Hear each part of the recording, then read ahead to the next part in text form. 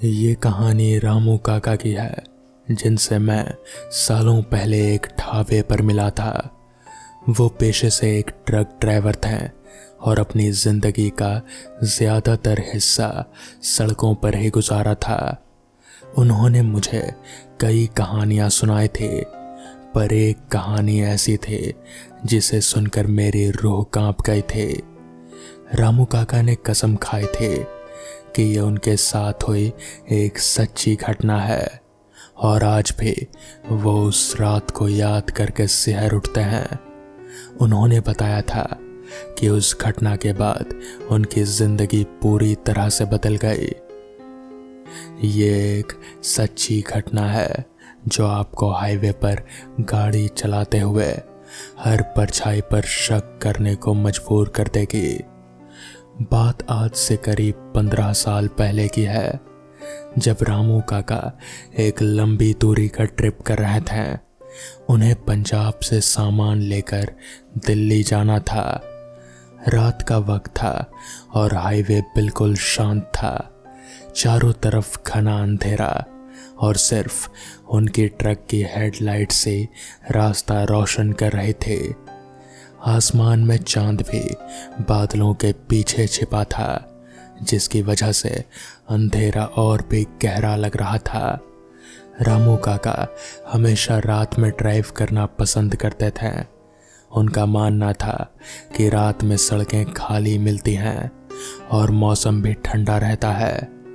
उन्हें रात के सन्नाटे में गाने सुनना और दूर दूर तक फैले खेतों को देखना बहुत पसंद था। उस रात भी सब कुछ सामान्य था। उन्होंने अपने पसंदीदा गाने लगाए हुए थे और आराम से गाड़ी चला रहे थे। करीब 2 बज रहे होंगे वो जब हरियाणा के एक सुनसान खिंचे हुए हाईवे से गुजर रहे थे। उस रास्ते पर मील के पत्थरों के अलावा और कोई इंसान या कोई इमारत नजर नहीं आ रहे थे। सिर्फ दूर दूर तक फैले खेत और ऊंचे ऊंचे पेड़ थे जो अंधेरे में डरावनी परछाइयां बना रहे थे। रामू काका को हल्की सी थकान महसूस हुई। उन्हें लगा कि बस थोड़ी देर में एक बड़ा ढाबा आएगा जहां वो चाय पीने के लिए रुकेंगे। तभी अचानक उन्हें अपनी ट्रक के ठीक सामने एक परछाई नजर आई। पहले तो उन्हें लगा कि कोई जानवर होगा, पर जैसे ही उन्होंने अपनी गाड़ी की हेडलाइट्स तेज की, उनके होश उड़ गए। सड़क के बीचों बीच एक औरत खड़ी थी। वो औरत सफ़ेद साड़ी में थी। उसके बाल खुले हुए थे और वो ट्रक की तरफ पीठ करके खड़ी थी। रामू काका ने तुरंत ब्रेक लगाए। ट्रक तेजी से सड़क पर घसीटती हुई रुकी। टायरों की चीख पूरे सन्नाटे में गूंज उठे। रामू काका का दिल जोर जोर से धड़क रहा था। उन्हें समझ नहीं आया कि इतनी सुनसान जगह पर कोई औरत अकेली कैसे खड़ी हो सकती है। उन्हें लगा शायद कोई हादसा हुआ होगा या कोई मदद मांग रहा हो। उन्होंने तुरंत गाड़ी रोकी और नीचे उतरे।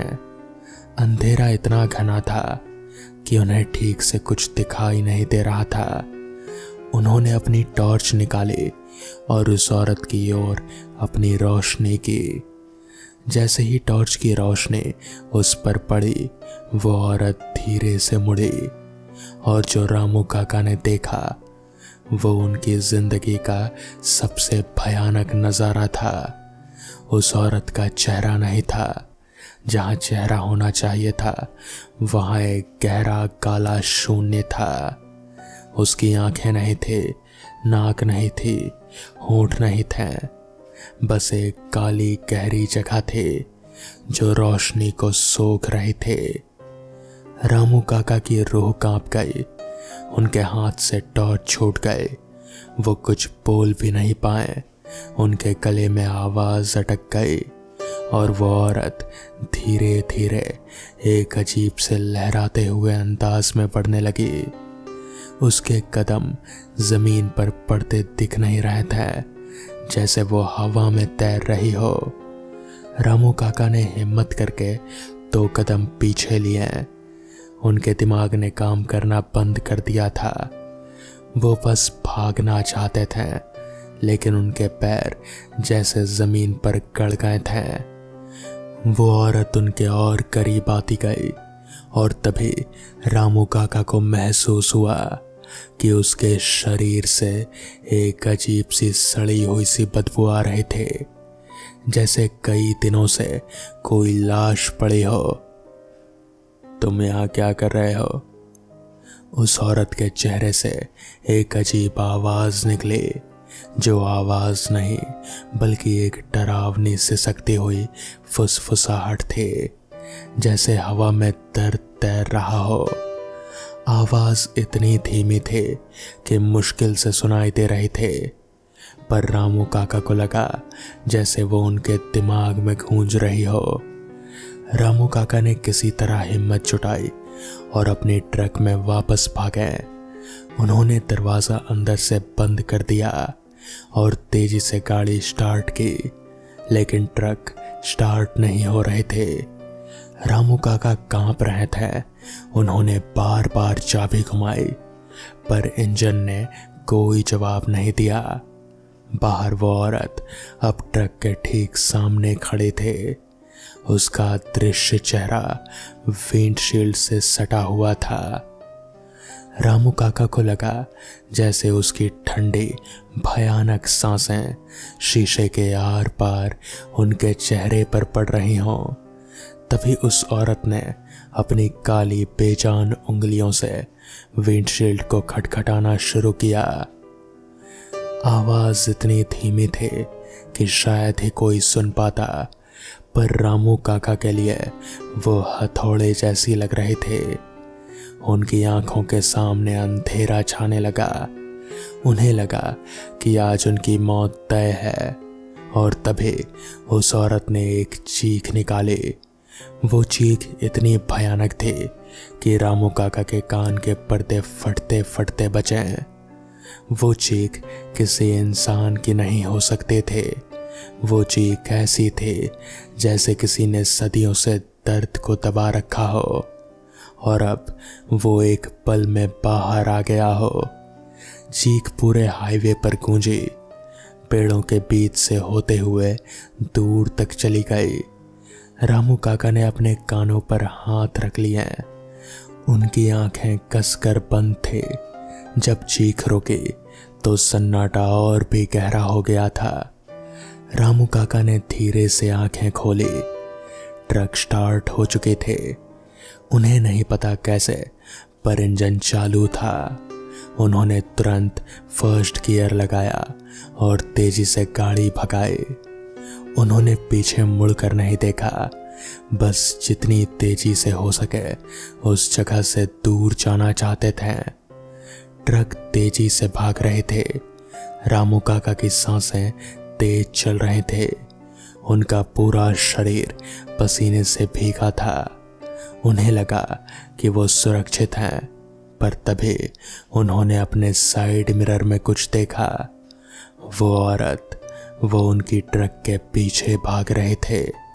उसकी सफ़ेद साड़ी अंधेरे में हवा में लहरा रहे थे और वो इतनी तेजी से भाग रहे थे कि कोई इंसान उतनी रफ्तार से दौड़ ही नहीं सकता। रामू काका ने घबराकर एक्सीलेटर पर और जोर दिया। स्पीड बढ़ती गई, पर वो औरत भी उतनी ही तेजी से उनका पीछा कर रहे थे। उनकी गाड़ी की स्पीड 100 किलोमीटर से भी ज़्यादा हो चुकी थी, पर वो परछाई उनकी गाड़ी से चिपक कर चल रहे थे। रामू काका का डर अब पागलपन में बदल रहा था। उन्हें लगा जैसे वो कभी इस खौफ से आज़ाद ही नहीं हो पाएंगे। उन्होंने अपनी आंखें बंद करके भगवान का नाम जपना शुरू कर दिया। वो बस चाहते थे कि ये सब खत्म हो जाए।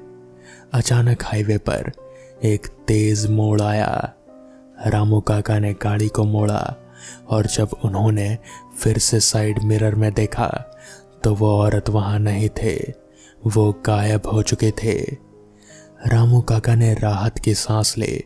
उन्होंने ट्रक को एक तरफ रोका, इंजन बंद किया और स्टीयरिंग व्हील पर अपना सिर टिकाकर रोने लगे। वो पूरी तरह से टूट चुके थे। उन्हें नहीं पता था कि ये सब क्या था, पर वो जान गए थे कि उन्होंने कुछ ऐसा देखा है जिसे विज्ञान या तर्क नहीं समझा जा सकता। उन्होंने सूरज निकलने तक वहीं इंतजार किया। सुबह की पहली किरणें जब आसमान में फैली तो उन्होंने देखा कि उनके ट्रक के साइड मिरर पर एक काला गहरा निशान था, जैसे किसी ने अपनी उंगलियों से उसे छुआ हो।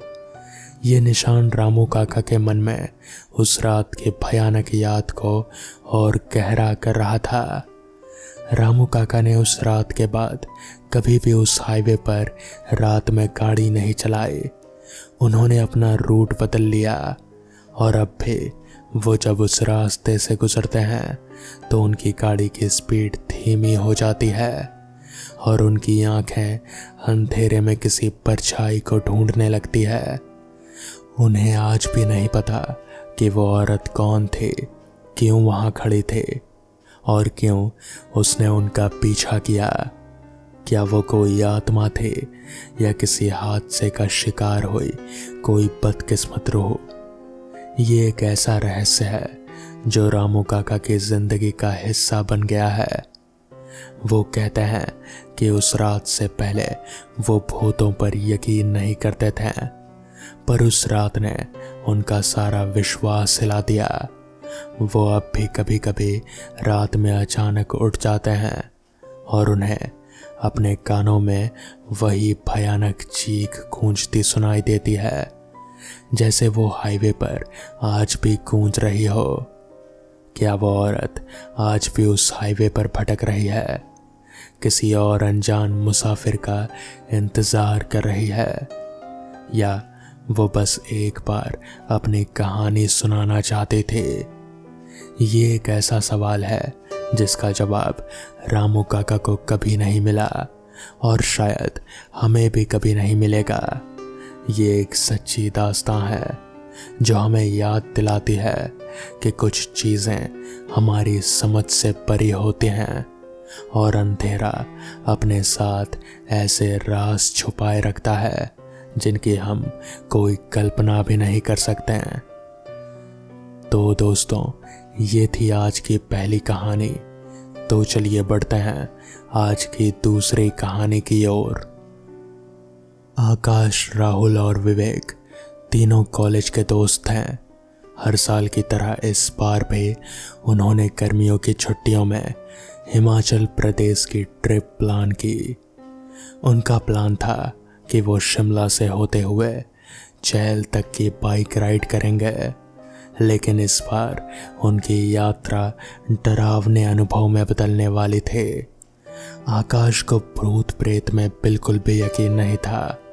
वो अक्सर कहता था कि ये सब बकवास है, अगर कोई भूत होता तो मैं खुद उसे पकड़ कर दिखाता। लेकिन जल्द ही उसे अपने शब्दों पर पछताना पड़ने वाला था। शाम के करीब 5 बजे वो जब चैल से वापस लौट रहे थे, तभी रास्ते में उनकी नज़र एक जंग लगे लोहे के गेट पर पड़ी। गेट के ऊपर एक पुराना बोर्ड लटका हुआ था जिस पर अंग्रेजी में लिखा था ब्रिटिश सेमेट्री 1895। राहुल ने बताया, ये एक बार भूस्खलन हुआ था जिसमें सैकड़ों लोगों की जान चली गई थी। कहते हैं इस कब्रिस्तान में उनकी आत्माएं भटकती है। आकाश ने हंसते हुए कहा, अरे यार, क्या तू भी डरपोक है, चलो अंदर से घूम कर आते हैं। जैसे ही वो अंदर घुसे, उन्हें लगा जैसे कोई उन्हें देख रहा है। हवा में एक अजीब सी सड़ी हुई सी मिट्टी की गंध थी। कुछ कब्रों पर फूल रखे थे, लेकिन वो सूख कर काली हो चुकी थी, मानो कोई उन्हें रोज तोड़ कर रखता हो। विवेक ने एक पत्थर की कब्र को हाथ लगाया तभी उसे लगा जैसे कोई उसकी कलाई पकड़ ले। वो चिल्लाया, यहाँ कोई है। लेकिन जब उसने देखा तो वहां कोई नहीं था। आकाश ने मजाक उड़ाते हुए कहा, अरे डर गया क्या? और उसने एक कब्र पर पैर रखकर सेल्फी ले ली।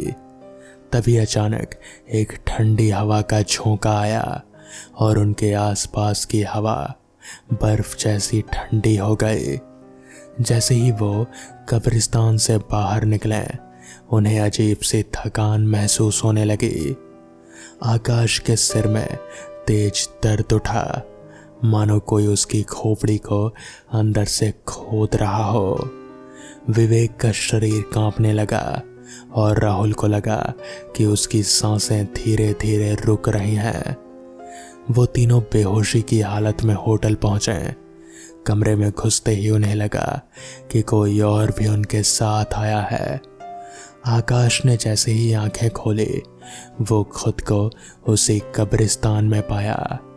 उसके दोस्त भी वहीं थे, लेकिन उनकी आंखें पूरी तरह से काली हो चुकी थी। तभी उसकी नज़र एक कब्र पर पड़ी। उस पर उसका अपना ही नाम लिखा था। बगल में राहुल और विवेक की भी कब्रें थी। ये क्या हो रहा है? आकाश चिल्लाया। तभी राहुल का कटा हुआ सिर उसके पैरों से टकराया। विवेक ने उसकी गर्दन पकड़कर हवा में उठा लिया।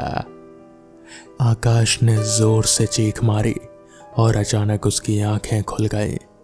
अभी वो होटल के कमरे में था, लेकिन जब उसने अपने दोस्तों को अपना वही डरावना सपना सुनाया तो वो दोनों भी सहम गए। हमने भी यही सपना देखा।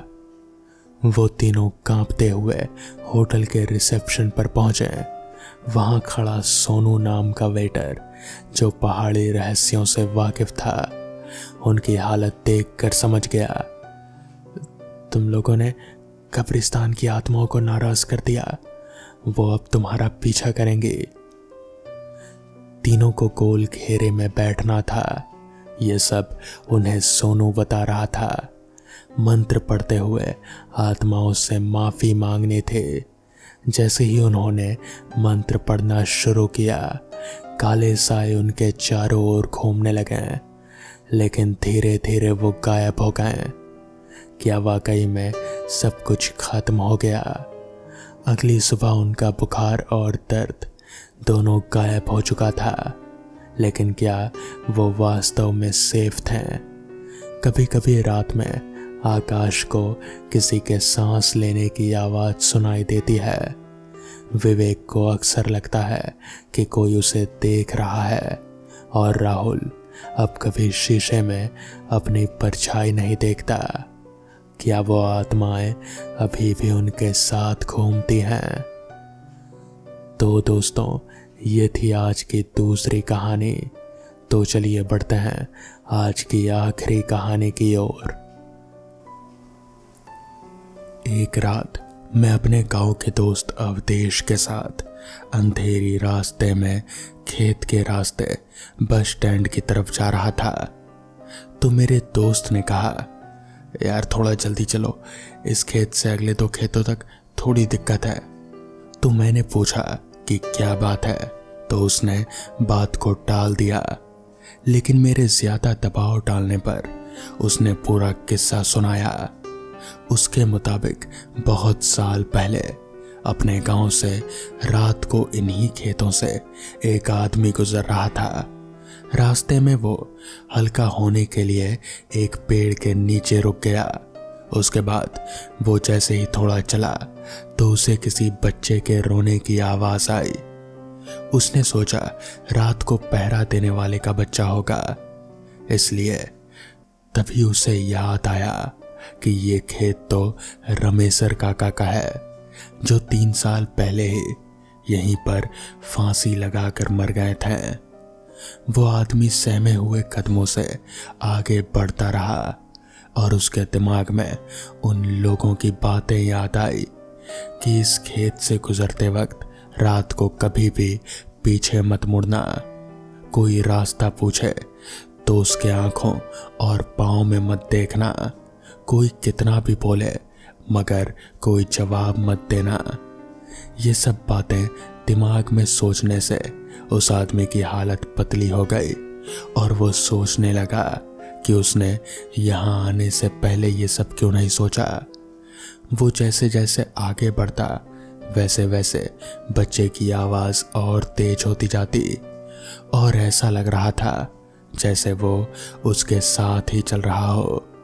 तभी अचानक उसने देखा कि एक पेड़ से बंधे झूले में बच्चा लेटा हुआ रो रहा था। तो डरते हुए उसने आवाज लगाई, ये किसका बच्चा है? लेकिन कोई प्रतिक्रिया नहीं आई। तो डर के मारे वो आगे बढ़ गया, लेकिन बच्चे की किलकारी सुनकर उससे रहा नहीं गया और उसने पीछे मुड़कर देख लिया। तो उसने देखा वो बच्चा झूले में उसके पीछे ही पड़ा था। रहम के मारे उसने उस बच्चे को गोद में उठाकर भागने की कोशिश की। थोड़ी देर बाद वो बच्चा अचानक ही उसे भारी लगने लगा और ये देखकर वो चौंक गया कि उसके पैर लंबे होकर जमीन को बस छूने ही वाले थे। उसने घबराकर बच्चे को गोद से गिरा दिया। जैसे ही वो बच्चा गोद से गिरा तो बच्चा बड़े आदमी की तरह जोर जोर से हंसते हुए बोला, आज तो तू बच गया। अगर मेरे पैर जमीन को छू लेते तो तुझे आज यहाँ कोई नहीं बचा सकता। तेरी मौत तय थी। ये कहते हुए वो बच्चा गायब हो गया। इसके बाद तो वो इंसान गिरते पड़ते घर तक पहुंचा और घर पहुंचते ही वो बेहोश हो गया। जब उसे होश आया तो उसने गांव वालों को ये सारी कहानी बताई। अवधेश की सारी कहानी सुनकर कहीं ना कहीं मुझे भी अब डर लगने लगा था। हालांकि मैं इन सब बातों पर यकीन नहीं करता था, मगर पता नहीं क्यों फिर भी मेरा जी घबरा रहा था। मैंने अवधेश की तरफ देखा तो उसका भी चेहरा पीला पड़ा हुआ था। हम लोग जल्दी जल्दी अभी उन्हीं खेतों में से होकर गुजर ही रहे थे कि तभी अचानक ही मेरे कान में किसी बच्चे की किलकारी आई। ये सुनकर तो मेरी और अवधेश की, हम दोनों की हालत पतली हो गई। हमें समझ आ गया था कि ये सब क्या चल रहा है। अवधेश ने अपने कदमों की रफ्तार बढ़ा दी और उसने मुझे भी तेज चलने को कहा। साथ ही साथ उसने कहा, चुपचाप बस चलते रहो, पीछे मत देखना, कोई जवाब मत देना, कहीं भी कुछ भी दिखे उसकी आंखों में आंखें मत डालना, बस चुपचाप चलते रहो। जिसके बाद हम लोग जैसे तैसे उन दोनों खेतों से होकर गिरते पड़ते बाहर निकले। अभी हम लोग आगे चल ही रहे थे कि तभी मुझे वहीं खेतों के बगल में ही एक कुआं नजर आया। मैंने अवधेश को कहा, यार चलते चलते बहुत प्यास लगी है, थोड़ा पानी पी लेते हैं इस कुएं से। अवधेश ने मेरी ओर हैरानी से देखा और फिर कहा, तू पागल हो गया क्या? तू जानता नहीं इस कुएं के बारे में? तो इस पर मैंने कहा, क्या वो कहाँ? वो तो बहुत पुरानी कहानी है, क्या वो भी सच है? इस पर अवधेश ने मेरा हाथ पकड़ा और जल्दी से हम लोग वहां से बाहर निकले और जैसे तैसे बस स्टैंड पहुंचे। वहां पहुंचकर मैंने अवधेश से कहा, भाई मुझे पता नहीं था कि वो कुएं की कहानी भी सच्ची है। मैं तो शहर में रहता हूँ ना, तो मुझे इन सब के बारे में ज़्यादा कुछ पता नहीं है और मुझे प्यास भी बहुत लगी थी। इस पर अवधेश ने वहीं पास ही के एक दुकान से पहले तो एक बोतल पानी खरीदा, फिर हमने पानी पिया और फिर अवधेश ने उस कुएं के बारे में बताना शुरू किया। कुएं के बारे में स्थानीय लोगों का मानना है कि आज से 50 साल पहले इस कुएं के आसपास के इलाके में काफ़ी अच्छी बस्ती हुआ करती थी। खेत नहीं, लेकिन एक दिन उस कुएं के पानी भरते हुए एक औरत उस कुएं में गिर गई और उस वक्त वहां कोई भी मौजूद नहीं था। वो तड़प तड़प कर उस कुएं में ही मर गई। तब से उस औरत की आत्मा आते जाते राहगीरों को परेशान करने लगी और धीरे धीरे उस कुएं के पास से बस्ती उजाड़ होने लग गई। एक रात एक शराबी उस कुएं के पास से गुजरा और उसे किसी के चीखने की आवाज आई। वो कुएं के पास गया और कुएं में झांका तो उसे एक औरत दिखाई दी। उस औरत ने उस शराबी को कहा, तुम मुझे इस कुएं से बाहर निकाल दो जल्दी। शराबी ने कहा, तुम इस कुएं में कैसे गिर गई? उस औरत ने कहा, तुम्हें सब कुछ बताती हूँ, पहले मुझे बाहर निकाल दो बस। शराबी घबरा गया और भागने की कोशिश करने लगा, लेकिन उसी समय उस औरत ने उसे पीछे से धक्का मारकर उस शराबी को कुएं में ढकेल दिया और वह कुएं में डूबकर मर गया। इस घटना के अलावा भी कई लोगों को इसका शिकार होना पड़ा। लोग कहते हैं कि वो कुआं शापित है और आज भी उस कुएं में उस औरत की आत्मा भटकती रहती है। अवधेश की कहानी सुनकर मैं और भी ज्यादा डर गया। खैर, बस आने तक अवधेश मेरे साथ वहीं पर रुका रहा और फिर उसने मुझे बस में चढ़ा दिया। तो दोस्तों, ये थी आज की कहानियाँ। अगर आपको ये कहानियाँ पसंद आई हों तो वीडियो को लाइक और चैनल को सब्सक्राइब करना ना भूलें। तो मैं आपका दोस्त आर्यन जल्द ही मिलूँगा आपसे ऐसी ही किसी नई कहानी के साथ। तब तक के लिए अपना ख्याल रखें।